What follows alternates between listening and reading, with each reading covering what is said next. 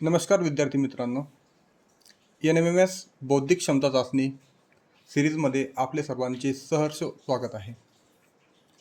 NMMS बौद्धिक क्षमता चाचणी पेपरमध्ये सांकेतिक भाषा या घटकावर आधारित साधारणपणे 8 ते 10 मार्काचे प्रश्न निश्चितपणे विचारले जातात. हे प्रश्न वेगवेगळ्या पद्धतीने विचारले जातात. कधी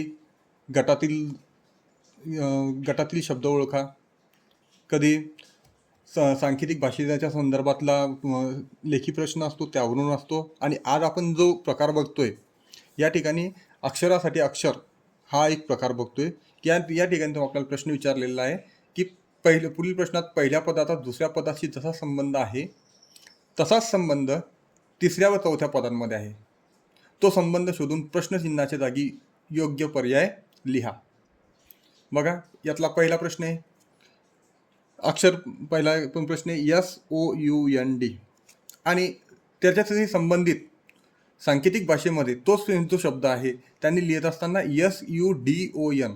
आता या ठिकाणी जोपर्यंत तुम्हाला लॉजिक समजणार नाही तोपर्यंत या प्रश्न कोणत्या लॉजिकनुसार यांनी एकत्रित केलेला आहे तोपर्यंत तुम्हाला प्रश्नाचं उत्तर शोधता येणार नाही. म्हणजे सरळ लॉजिक नाही समजलं तर मॅजिक होणार नाही.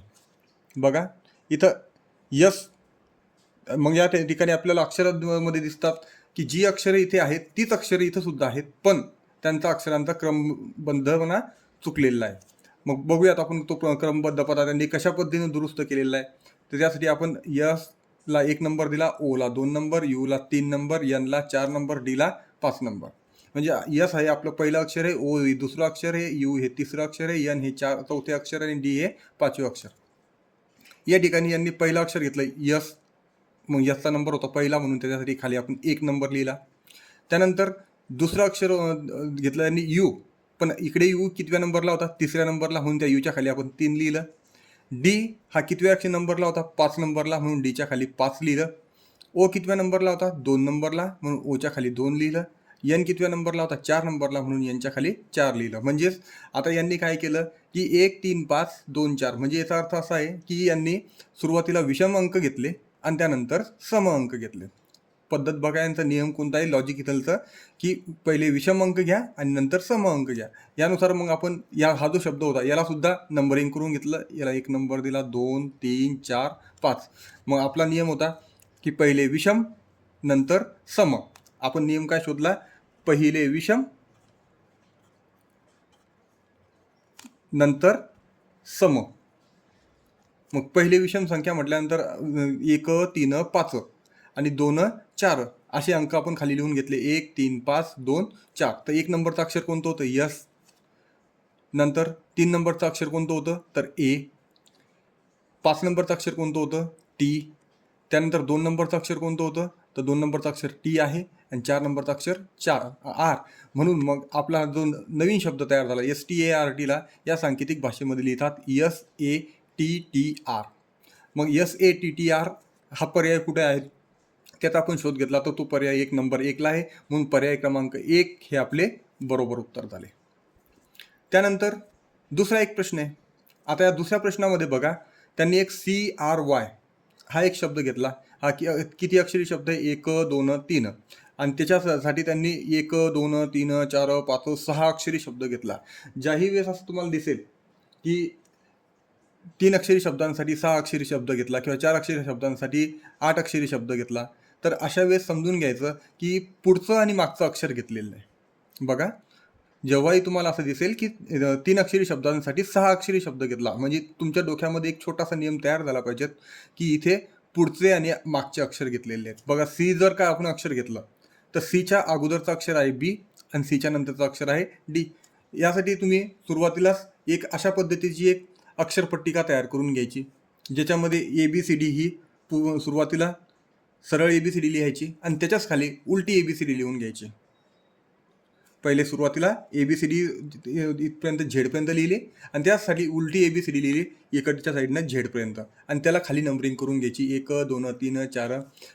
अशा पद्धतीनं 26 पर्यंत आपण त्यांना नंबरिंग करून घेतली.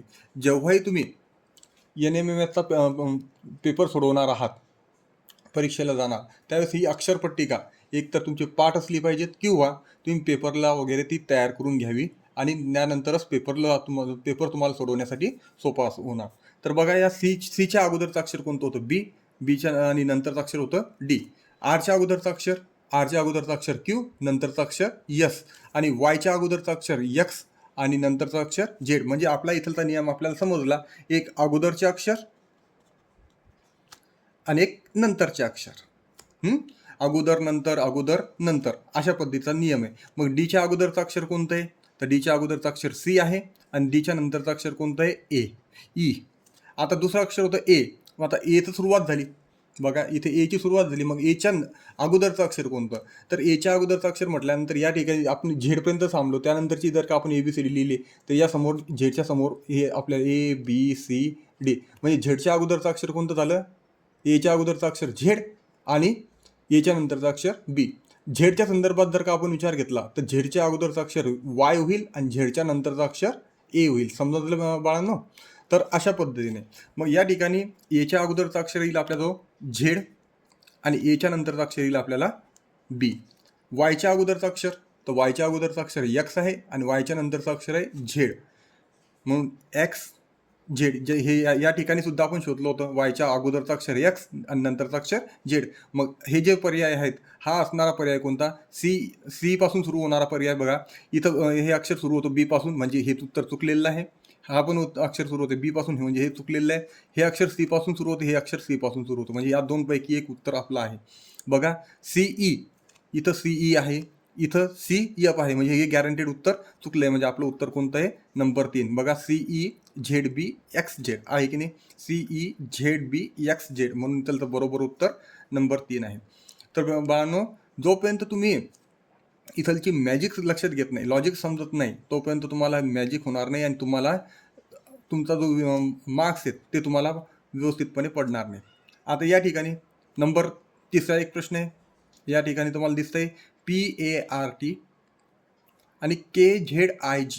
बघा PARTला त्यांनी काय लिहिलं? KZIG. आता P आणि K यांच्यामध्ये काही संबंध लागतोय का, याचा आपण शोध घेण्याचा प्रयत्न करू. तर आपण ABCDच्या चार्टमध्ये जर का गेलो तर आपल्याला इथे दिसतंय की पीला लगेच त्याच्या विरुद्ध ABCD मध्ये काय शब्द आहे? के. बघा पीच्या विरुद्ध ABCD मध्ये के अक्षर आहे. नंतर एच्या विरुद्ध काय आहे? तर झेड. एच्या विरुद्ध झेड. नंतर आरच्या विरुद्ध आय. आरच्या विरुद्ध आय, म्हणजे 3ऱ्या नंबरला आरच्या विरुद्ध आय आणि टीच्या विरुद्ध जी. म्हणजे या ठिकाणी आपल्याला लक्षात आलंय की इथलं जे लॉजिक आहे, हे जे एकत्रित आलेले आहेत ते आहेत विरुद्ध अक्षरांनी. कोणता नियम झालेला आहे इथं? विरुद्ध अक्षरांनी. बघा बाळांनो, जोपर्यंत तुम्हाला असं थोडंसं तुमच्या डोक्यामध्ये तुम्ही घेणार नाही, तोपर्यंत तुम्हाला हे सांकेतिक भाषेचे प्रश्न तुम्हाला सोपे वाटणार नाहीत. बघा, तर इथं आपला नियम तयार झाला की या ठिकाणचे जे शब्द आहेत हे विरुद्ध अक्षरांनी तयार झालेले आहेत. मग आता यमच्या विरुद्ध अक्षर कोणतं? तर यमच्या विरुद्ध अक्षर आहे यन, म्हणून आपला पहिला शब्द आला यन. आयच्या विरुद्ध अक्षर कोणतं? तर आय. या ठिकाणी आयच्या विरुद्ध अक्षर कोणतं आहे? तर आर. आयच्या विरुद्ध अक्षर आहे आर. यनच्या विरुद्ध अक्षर कोणतं? तर यनच्या विरुद्ध अक्षर आहे यम. आणि डीच्या विरुद्ध अक्षर कोणते? तर डीच्या विरुद्ध अक्षर आहे डब्ल्यू. म्हणून आपला जो उत्तर आहे ते झालं NRMW. बघा NRMW. मग NRMW असणारा पर्याय कोणता? इथे NRLW आहे, हे चुकलेलं आहे. NRMW म्हणून आपलं उत्तर पर्याय क्रमांक 2. तर अशा पद्धतीनं जोपर्यंत तुम्ही थोडंसं जे प्रश्न आहेत या प्रश्नांना थोडंसं काळजीपूर्वक वाचायचं, त्यांच्यामध्ये हे नियम काय असू शकतात यांचा जोपर्यंत तुम्ही अभ्यास करणार नाही, तोपर्यंत तुम्हाला ही जी प्रश्न आहेत थोडीशी वेगळी वाटतील. आता तुम्ही लहानपणी बऱ्याच वेळेस एकमेकांसोबत थोडीशी कोड्याच्या भाषेत बोलता, की जेणेकरून आपल्या आपण जे बोलतोय ते फक्त आपल्या मित्रालाच समजलं पाहिजे. तसंच या ठिकाणी ही अशी काही कोडी तयार केलेली आहेत की जी त्यांनाच माहिती आहे. आता या ठिकाणी पाठ हा शब्द लिहिण्यासाठी त्यांनी विरुद्ध अक्षरांचा शब्द वापरलेला होता. मग अशा पद्धतीने आपण जशी लहानपणी खेळतो त्याच पद्धतीने थोडंसं खेळत हे प्रश्न आपल्याला सोडवायचे बाळांनो. तर बघा आता नंबर 4चा प्रश्न आहे MASK. बघा MASK. आता MASK म्हटल्यानंतर यमचा विरुद्ध अक्षर यन असं आपल्या डोक्यात येऊ शकतं, किंवा यमच्या नंतरचं अक्षर यन. बघा असं या दोनपैकी एक असणार आहे काय, एक तर यमच्या विरुद्ध यन असेल किंवा यमच्या विरुद्ध यमच्या नंतर एक अक्षराने यन आहे. बरं ठीक आहे. एच्या नंतरचं एच्यासाठी काय लिहिलं इथं बी, एसाठी काय घेतलं बी, मग एच्यासाठी बी घेतलं म्हटल्यानंतर एच्या नंतर एक अक्षरानंतर बघा मग आता डोक्यामध्ये आपल्याला एक तयार होऊ आलं की इथं जर का एका अक्षरानंतर आहे तर एसाठी पण एका अक्षरानंतर आहे, म्हणजे इथे अधिक एकचा नियम तयार होऊ आला. म्हणजे अक्षरांमध्ये काय करू आले ते एक एकने वाढ करू राहिले. नंतर यच्च्यासाठी काय घेतलं अक्षर टी, यच्च्या लगेच नंतर टी आहे म्हणजे एकनं वाढ केलेली आहे, आणि केच्या नंतर लगेच यल आहे म्हणजे एकने वाढ केलेली आहे. म्हणजे आपला नियम तयार झाला बाळांनो की या ठिकाणी काय केलं यांनी की प्रत्येक अक्षराचा एकनं वाढ करून समोरचं अक्षर घेतलेलं आहे. बघा एकने वाढ करून समोरचे अक्षर या ठिकाणी घेतलेले आहेत. म्हणून यमच्या नंतरचं अक्षर यन, एच्या नंतरचं अक्षर बी, यच्या नंतरचं अक्षर टी आणि केच्या नंतरचं अक्षर यल. मग आता यलच्या नंतरचं अक्षर कोणतं आहे, तर यलच्या नंतर येणारं अक्षर आहे यम, IJKL यम. यम नंतर एच्या नंतरचं अक्षर सगळ्यांनाच माहिती आहे कोणतं बी, यमच्या नंतरचं अक्षर कोणतं तर यन, आणि पीच्या नंतरचं अक्षर कोणतं तर क्यू. म्हणून आपलं जे उत्तर आहे ते झालं MBNQ. बघा काय उत्तर झालं आपलं MBNQ, आणि MBNQ इथे काय उत्तर आहे MBNO, म्हणून हे उत्तर चुकलेलं आहे. MCNQ हे सुद्धा चुकलेलं आहे, MBLQ हे सुद्धा चुकलेलं आहे, आणि हा म्हणून नंबर 4 MBNQ हा नंबर 4चा पर्याय इथे आपला बरोबर आलेला आहे. बघा या ठिकाणी काय केलं त्यांनी यमच्या नंतरचं अक्षर घेतलं, यममध्ये एक मिळवला तर आपल्याला यन मिळालं. तर अशा पद्धतीनं इथं आपला जो लॉजिक फॉर्म्युला आहे तो होता काय एक एक अक्षराने वाढ केलेली आहे. त्यानंतर 5वा प्रश्न इथे TOP ला त्यांनी सांकेतिक भाषेमध्ये लिहिलं UQS. बघा टीला त्यांनी काय लिहिलं यू, बघा टीला यू लिहिण्याचं, टीला यू लिहिलं म्हटल्यानंतर काय केलं फक्त एक अक्षराने वाढ केली. ओला क्यू लिहिलं, बघा काय केलं ओला क्यू लिहिलं म्हणजे किती अक्षरांची वाढ केली 2 अक्षरांची. बरं चला ठीक आहे. आणि पीला काय लिहिलं यस म्हटल्यानंतर 1 2 3 अक्षरांची वाढ केली. बघा इथं काय करू आले पहिल्या अक्षराला 1 न वाढवलं, दुसऱ्या अक्षराला 2 न वाढवलं, आणि तिसऱ्या अक्षराला 3 ने वाढवलं. बघा काय केला नियम पहा टीच्या नंतरचं अक्षर कोणतं आहे यू. बघा या ठिकाणी पहा टीचा नंबर किती आहे 20 आणि यूचा नंबर किती आहे 21, म्हणजे त्यांच्यामध्ये कितीचा फरक आहे 1चा, म्हणजे 1 न वाढ केली. नंतर ओ आणि क्यू, ओचा नंबर किती आहे तर ओचा नंबर आहे 15 आणि क्यूचा नंबर आहे 17. मग ओचा नंबर 15 क्यूचा नंबर 17 म्हणजे कितीची वाढ झाली 2ची, म्हणजे दुसऱ्या अक्षरामध्ये 2ची वाढ केली. आता पहिल्या अक्षरात 1ची दुसऱ्या अक्षरात 2ची म्हटल्यानंतर आता आपल्याला लगेच डोक्यामध्ये थोडंसं तयार व्हायला पाहिजे की तिसऱ्या अक्षरामध्ये 3ची वाढ असायला हवी, आणि तेच आपण चेक करू. तर पीचा नंबर किती होता 16 आणि एसचा नंबर कितीचा होता तर तो 19, म्हणजे त्यांच्यामध्ये 3ची वाढ झाली. आपल्याजवळ नियम तयार झाला की पहिल्या अक्षरामध्ये 1 वाढवा, दुसऱ्या अक्षरात 2 वाढवा आणि तिसऱ्या अक्षरात 3 वाढवा. म्हणून आरमध्ये जर का आपण 1 वाढवला, आरमध्ये 1 वाढवला म्हणजे नवीन अक्षर तयार झालं यस. बघा आरमध्ये 1 वाढवला म्हणजे काय तयार झालं यस.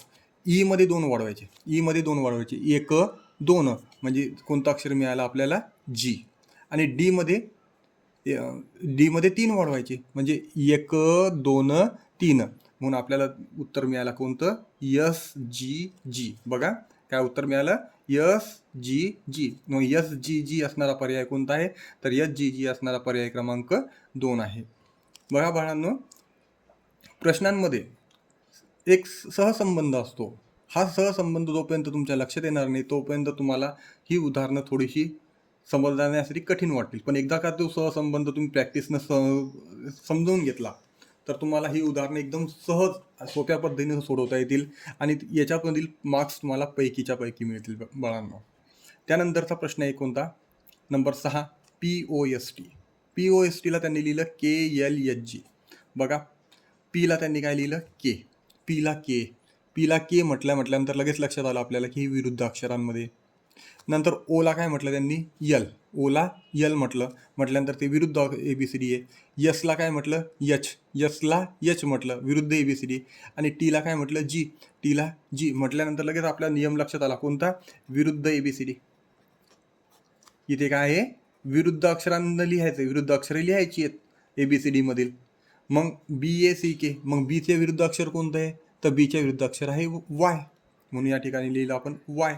एच्या विरुद्ध अक्षर कोणतं आहे तर एच्या विरुद्ध अक्षर आहे झेड, सीच्या विरुद्ध अक्षर आहे एक्स आणि केच्या विरुद्ध आहे केच्या विरुद्ध अक्षर आहे पी. म्हणून Y Z x P, Y Z x P असणारा जो पर्याय आहे Y Z x P, Y Z x P, तर वाय झेड एक्स पी असणारा पर्याय क्रमांक 4 हे आपलं अचूक उत्तर आहे. वाय झेड एक्स पी असणारा पर्याय क्रमांक 4 आपले अचूक उत्तर. त्यानंतर प्रश्न क्रमांक 7 नंबरचा प्रश्न. तर या 7 नंबरच्या प्रश्नामध्ये बघा आपल्याला एक शब्द दिलेला आहे DOCTOR, डॉक्टर. 1 2 3 4 5 6, 6 शब्दांसाठी 1 2 3 4 5 6 शब्द घेतलेले आहेत बघा. मग डी साठी त्यांनी काय घेतलं डी साठी घेतलं ई म्हटल्यानंतर 1 न वाढ केली. बघा बाळांनो, पहिल्या अक्षरामध्ये काय केली 1 न वाढ केली. चला ठीक आहे. ओ साठी काय घेतलं तो ओ साठी क्यू घेतलं. ओचा नंबर किती आहे 15, क्यूचा नंबर 17, म्हणजे 2ची वाढ झाली. पहिल्या अक्षरात 1ची वाढ, दुसऱ्या अक्षरात 2ची वाढ. बस ठीक आहे. सी साठी किती काय घेतलं त्यांनी एफ. सी साठी किती काय घेतलं एफ. सीचा नंबर किती बेटा बाळांनो तर 3 आणि एफचा नंबर किती आहे 6, म्हणजे तिसऱ्या अक्षरामध्ये 3ची वाढ झाली. आता थोडंसं जर आपण थोडा आपल्या डोक्यात घेतलं तर आता आपल्या लक्षात येऊ राहिलं की पहिल्या अक्षरामध्ये 1ची वाढ, दुसऱ्या अक्षरात 2ची वाढ, तिसऱ्या अक्षरात 3ची वाढ, म्हणजे चौथ्या अक्षरात 4, पाचव्या अक्षरात 5, 6व्या अक्षरात 6. मग आपण एकदा चेक करून घेऊया अशा पद्धतीने आहे का. तर नंतरचं अक्षर कोणतं आहे टी साठी त्यांनी काय घेतलं तर टी साठी अक्षर घेतलं एक्स. मग टीचा नंबर किती बाळांनो तर 20 आणि एक्सचा नंबर किती आहे तर तो आहे 24, म्हणजे 4ची वाढ झाली. म्हणजे आपला नियम बरोबर आहे. ओचा नंबर किती बाळांनो तर ओचा नंबर 15 आहे आणि ओ साठी त्यांनी घेतलं टीचा नंबर किती आहे तर 20 आहे. ओचा नंबर 15, टीचा नंबर 20, म्हणजे त्यांच्यामध्ये कितीची वाढ झाली 5ची. नंतर आरचा नंबर किती बाळांनो तर आरचा नंबर आहे 18 आणि एक्सचा नंबर किती आहे तर एक्सचा नंबर आहे 24, म्हणजे इथे कितीची वाढ झाली 6ची वाढ. म्हणजे पहिल्या अक्षरात 1 न वाढवलं, दुसऱ्या अक्षरात 2 ने वाढवले, तिसऱ्या अक्षरात 3 ने वाढवले, चौथ्या अक्षरात 4, पाचव्या अक्षरात 5, 6व्या अक्षरात 6. मग आपण यमला जर का 1 ने वाढवले, यममध्ये जर का आपण 1 वाढवला तर आपल्याला मिळेल काय यममध्ये 1 वाढवला, यमच्या नंतरचं अक्षर यन. एमध्ये जर का आपण 2ची वाढ केली बाळांनो, मग एमध्ये 2ची वाढ केली म्हणजे बी आणि सी, म्हणून या ठिकाणी आपल्याला मिळेल सी. यसमध्ये 3ची वाढ केली, यसमध्ये कितीची वाढ केली 3. यस किती उठे या ठिकाणी 19 आणि 3 22 नंबरचं अक्षर आहे बाळांनो आपलं व्ही, म्हणून आपल्याला तिसरं अक्षर मिळालं व्ही. टीमध्ये कितीची वाढ करता यायची म्हटलं तर टीमध्ये 4ची वाढ करायची. मग टीचा नंबर किती आहे तर 20 आणि 4 24 म्हटल्यानंतर अक्षराला आपलं एक्स. नंतर ईमध्ये 5ची वाढ केली, ईमध्ये 5, ईचा नंबर किती आहे तर ईचा नंबर बघितला तर 5 मध्ये 5 मिळवले म्हणजे 10 म्हटल्यानंतर अक्षर आलं आपलं जे. 10 म्हटल्यानंतर आपले अक्षर मिळालं जे. आणि नंतर सगळ्यात शेवटचं अक्षर होतं आपलं 6 नंबरचं, म्हणजे 6मध्ये आरमध्ये आपल्याला 6 मिळवावं लागतील. तर आरचा नंबर किती बाळांनो 18 मध्ये 6 मिळवले तर उत्तर किती येतं 24, म्हणून 24 नंबरचा अक्षर आहे आपलं एक्स. म्हणून आपला जो पर्याय आहे NCVXJX, NCVXJX. इथे NBV आहे म्हणजे हा चुकला, NCVX नाही आहे म्हणून हे चुकलं, यल पासून आहे चुकलं, म्हणजे पर्याय क्रमांक 4 हे आपलं अचूक उत्तर आहे. तर अशा पद्धतीने बाळांनो तुम्हाला सांकेतिक भाषेवर आधारित काही 6 ते 7 प्रश्न मी या ठिकाणी तुम्हाला समजून सांगण्याचा प्रयत्न केला. तुम्हाला हे प्रश्न समजले असतील असं मी समजतो आणि तुम्ही ही प्रश्न आणि अशाच प्रश्नांचा थोडा अधिक सराव करा, म्हणजे तुम्हाला खूप छान पद्धतीने NMSच्या बौद्धिक क्षमता मध्ये मार्क्स मिळतील. तर आजच्या दिवस आपण या ठिकाणी थांबूया. पुढील लेक्चर्समध्ये आपण यावर सांकेतिक भाषेवर आधारित अजून काही प्रश्नांचा विचार करू. धन्यवाद.